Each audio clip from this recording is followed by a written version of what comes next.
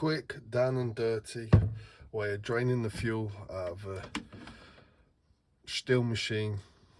Get a wedge, pop it underneath, get your 2-stroke can,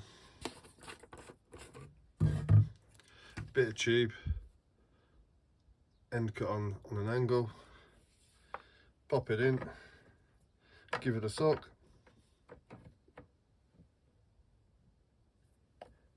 thumb over the end, get your can, make sure it's below.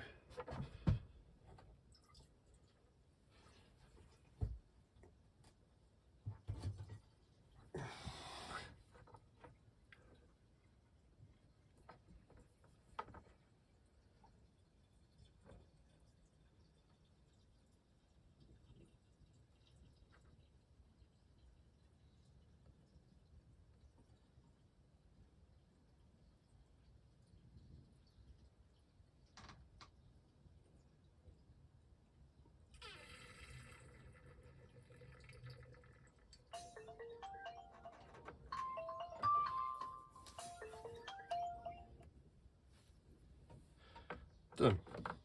Simple as that. There you have old nasty fuel drained out into there.